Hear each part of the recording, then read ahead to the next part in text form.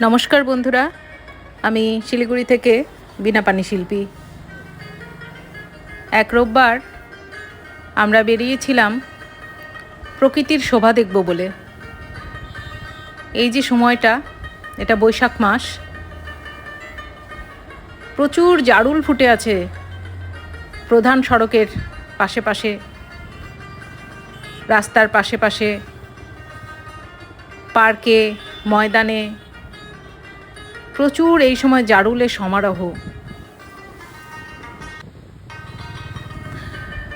তার সাথে ফুটেছে কৃষ্ণচূড়া, রাধাচূড়া, আরও কত রকমের নাম না জানা ফুল।